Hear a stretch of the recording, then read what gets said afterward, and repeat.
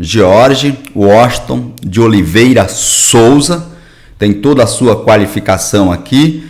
Percebam que nós estamos com o auto de prisão em flagrante, documento oficial da Polícia Civil em que eu tive acesso e vou repercutir aqui com vocês. Quanto aos fatos que lhes são imputados, ou seja, sobre a acusação, interrogado pela autoridade policial, respondeu que, alertado previamente sobre o seu direito constitucional ao silêncio, o conduzido decidiu falar espontaneamente e respondeu o seguinte: moro na cidade de Xinguar, no estado do Pará, e trabalho como gerente de posto de gasolina. Desde a eleição do Bolsonaro, eu passei a apoiá-lo, por acreditar que ele é um patriota e um homem honesto.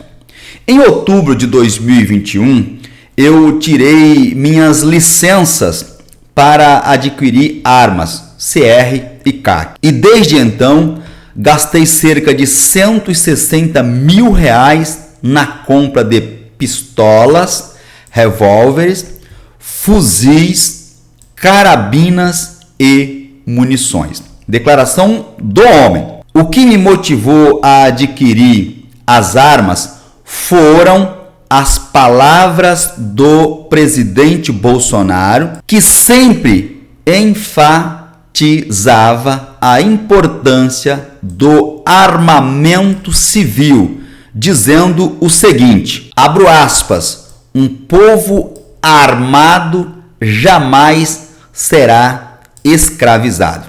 De fato, o presidente Bolsonaro sempre disse essa palavra, mas me chama muito a atenção ele descrever isso com tanta precisão em um depoimento policial em que você presume-se que não esteja muito tranquilo com a situação. Lembrar desses detalhes com tanta precisão, a mim me soa estranho. Mas vamos continuar. E também a minha paixão por armas, que tenho desde a juventude. Após o segundo turno das eleições, eu passei a participar de protestos no Pará.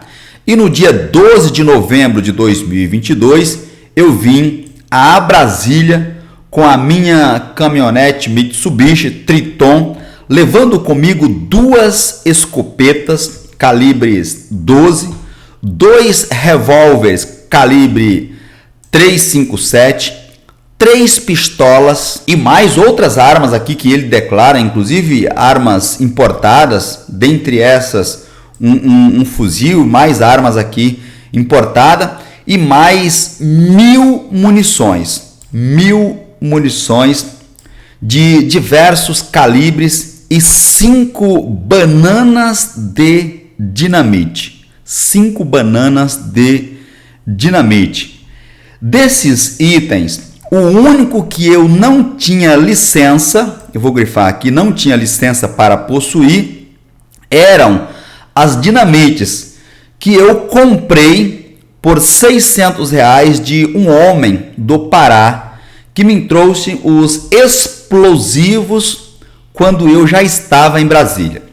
Eu também não possuía a guia de transporte das armas.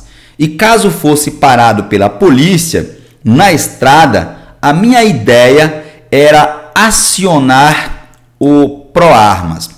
O Proarmas, salvo engano, tem como presidente um advogado, eu sigo ele nas redes sociais, que saiu candidato a deputado e foi eleito, um apoiador do presidente Bolsonaro, enfim, somente para registro. E ele ia acionar aqui o Proarmas para justificar a minha participação em alguma competição de tiro. Então ele diz aqui que o Proarmas, nas palavras dele, iria justificar de alguma forma a participação dele lá em um clube de tiro, em uma competição. Então eu vou fazer errado Se der caca, eu chamo o Proarmas. É o que se extrai do depoimento dele. A minha ida até Brasília tinha como propósito participar dos protestos que ocorriam em frente ao QG do Exército e aguardar o acionamento das Forças Armadas para pegar em armas e derrubar o comunismo. Então, na ideia dele, ele iria esperar as Forças Armadas mandar a população pegar em armas. Gente, isso não tem cabimento. Esse depoimento deve ter sido construído na cabeça desse cara, não é possível. A minha ideia era repassar parte das armas e munições a outros CACs que estavam acampados no QG do Exército, assim que fosse autorizado pelas Forças Armadas. No entendimento dele, ele iria passar para outros colecionadores, atiradores e caçadores o restante das armas. Na ideia dele, esse repasse seria depois que as Forças Armadas autorizassem a ação dele, o que nunca pode acontecer, né, gente? Se as Forças Armadas tiverem que agir, lógico que utilizarão o seu efetivo, que são treinados, e não convocar a população civil. Isso seria um ato extremamente, uma situação extrema, quando os membros integrantes, inclusive os recrutas, os reservistas, enfim, as polícias militares, os corpos de bombeiros, somente para registro, são forças auxiliares do Exército. Então, a possibilidade de chegarmos a esse ponto, de que as Forças Armadas, no caso o Exército, ter que convocar civis para alguma ação, mesmo que fosse uma situação externa, de agressão externa, seria em um caso de extrema necessidade, o que é quase impossível de se imaginar, e essa pessoa tem isso na cabeça, não sei da onde tirou ou quem implantou na cabeça dela. Aqui ele fala da sua hospedagem, que ficou lá em Brasília, e diz que durante o período em que frequentou o acampamento montado em frente ao QG do Exército, ele percebeu que havia vários petistas infiltrados entre os ambulantes que passaram a envenenar os alimentos. Olha só, ele percebeu que tinha vários petistas que passaram a envenenar os alimentos vendidos aos bolsonaristas com a intenção de desmobilizar os manifestantes, além de provocar tumultos e desordem entre as pessoas. Em posse dessas informações, há 3 semanas, ele diz que de posse dessas informações, há 3 semanas, ele entrou em contato com um importante general do Exército, e reportou a ele tudo sobre os infiltrados petistas no acampamento. Então ele disse que ao tomar conhecimento dos infiltrados, dos petistas no meio do acampamento dos apoiadores do presidente Bolsonaro, ele entrou em contato com um general importante e falou: olha, está acontecendo isso e isso. E disse que em breve poderia haver um grande derramamento de sangue se nada fosse feito. No dia seguinte, os militares do Exército expulsaram todos os ambulantes do acampamento. No dia 12 de dezembro, houve um protesto contra a prisão do índio, onde ele diz que conversou com os PMs e os bombeiros responsáveis por conter os manifestantes e que me disseram que não iriam coibir a destruição e o vandalismo desde que os envolvidos não agredissem os policiais. Uma acusação grave contra o Corpo de Bombeiro e a Polícia Militar do Distrito Federal. Ele diz que as pessoas, que as autoridades prevaricaram, cometeram crime de prevaricação e dependendo da situação, aqui cabe mais um monte de crimes, além dos crimes militares, organização criminosa. Esta declaração dele respinga negativamente muito forte contra o Corpo de Bombeiro e a Polícia Militar do DF. É grave essa acusação, tendo em vista a quantidade de crimes que, se isso de fato aconteceu ou vir a acontecer, as autoridades militares podem responder. Inclusive, o citado general tomar conhecimento de um crime de tamanha gravidade e não fazer nada, além do dever funcional de agir, tem outras situações que podem complicar gravemente a vida dessas pessoas. Então, a declaração desse sujeito é muito grave, notadamente no que se refere à omissão das autoridades do DF. Ali, vamos continuar. Ficou claro para mim, diz ele, que ficou claro para ele que a PM e o bombeiro estava ao lado do presidente e que em breve seria decretada a intervenção às Forças Armadas. Olha isso, gente. Porém, ultrapassados quase um mês, nada aconteceu e então eu resolvi elaborar um plano com os manifestantes do QG do Exército para provocar a intervenção das Forças Armadas e a decretação de estado de sítio para impedir a instauração do comunismo no Brasil. No dia 22 de dezembro de 2022, vários manifestantes do acampamento conversaram comigo. Sugeriram que explodíssemos uma bomba no estacionamento do aeroporto de Brasília durante a madrugada e em seguida fizéssemos denúncia anônima sobre a presença de outras 2 bombas no interior da área de embarque.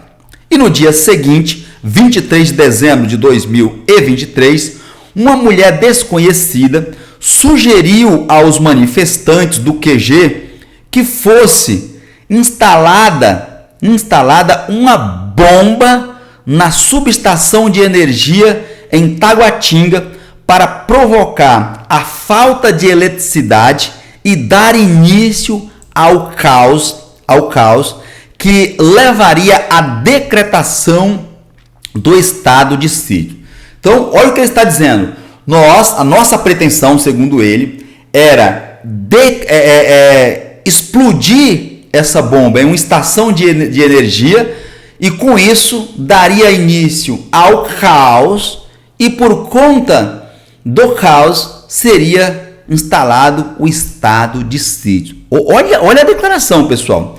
Eu fui ao local apontado pela mulher em Taguatinga em uma Ford Ranger, uma caminhonete Ford Ranger, branca de um dos manifestantes, uma caminhonete Ford Ranger branca de um dos manifestantes do acampamento. Mas o plano não evoluiu porque ela não apresentou o carro para levar a bomba até a transmissora de energia, que é uma torre.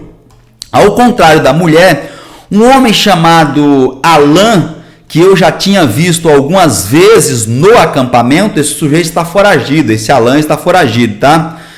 E ele se mostrou mais disposto e se voluntariou para instalar a bomba nos postes que faz a transmissão de energia que fica próximos à subestação de Taguatinga, já que era mais fácil derrubar os postes do que explodir a subestação como foi pensado originalmente. Eu, diz ele, disse aos manifestantes que tinha a dinamite, mas que precisava de espoleta, que é o detonador, né? Para fabricar a bomba.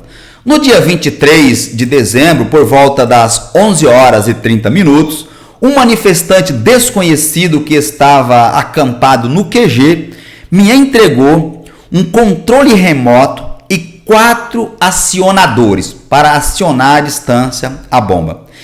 Em posse do dispositivo, diz ele, eu fabriquei a bomba colocando uma banana de dinamite conectada a um acionador dentro de uma caixa de papelão que poderia ser disparada pelo controle remoto a 50 ou 60 metros de distância. Eu entreguei o artefato ao Alan e insisti que ele instalasse um poste de energia para interromper o fornecimento de eletricidade, porque eu não concordei com a ideia de explodi-la no estacionamento do aeroporto. Porém, no dia 23 de dezembro, eu soube pela TV que a polícia tinha apreendido a bomba no aeroporto e que o Alan não tinha seguido o plano original. Ontem, dia 24 de dezembro, eu observei durante a tarde uma movimentação de pessoas estranhas nas redondezas do prédio onde eu estava hospedado e desconfiei que fossem policiais. Então, eu arrumei as malas e coloquei as armas na caminhonete para ir embora na manhã do dia 25 de dezembro de 2022. No dia 24, por volta das 19 horas, policiais civis me abordaram embaixo do prédio e confessei a posse das armas e dos explosivos. Perceberam, gente? Esse é o depoimento do cara. Repercuta abaixo nos comentários o que você entendeu desse depoimento. Escreva aí nos comentários, interaja conosco a fim de que possamos compreender ainda melhor tudo isso que está acontecendo. E aproveito a oportunidade para te convidar a inscrever-se no canal, ativar o sininho das notificações, a fim de que você seja avisado todas as vezes que fizermos uma nova publicação com assuntos importantes, como foi o caso do tema que eu acabei de te apresentar.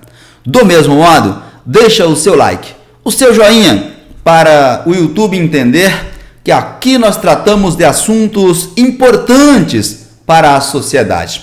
E por fim, compartilhe o vídeo em suas redes sociais e grupos de WhatsApp, a fim de que possamos informar e, por consequência, ajudarmos ao maior número de pessoas possíveis. Um forte abraço e eu te vejo na minha próxima apresentação.